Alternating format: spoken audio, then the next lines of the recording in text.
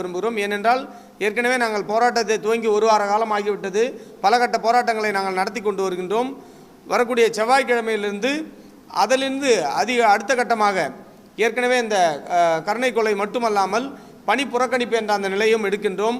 மாணவர்களை சந்தித்து எங்களுடைய இத்தனை ஆண்டுகளை கல்வியாளர்கள் ஆட்சியாளர்கள் வீணடித்து விட்டார்கள். இனி வரக்கூடிய சமுதாயம் ஆசிரியர் தொழிலுக்கே வரக்கூடாது என்ற அந்த ஒரு நிலையை ஏற்படுத்தியிருக்கின்றார்கள் என்பதை நாங்கள் மாணவர்களிடம் முறையிட காத்து கொண்டிருக்கின்றோம்.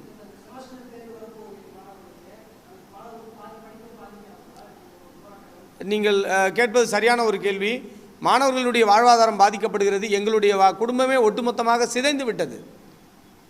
நாங்கள் யாருக்காக இவ்வளவு நாள் பாடுபட்டு கொண்டிருக்கின்றோமோ அந்த மாணவர் சமுதாயத்திற்கு நாங்கள் பாடுபட்டு கொண்டிருந்தோமோ எங்களுடைய குடும்பத்தை நாங்கள் பார்க்காமலே அதை பார்த்தோம். ஆனால் இன்றைக்கு எங்களுடைய குடும்பம் தெருவிற்கு வந்துவிட்டது. இதுதான் உண்மை, நிதர்சனமான ஒரு உண்மை.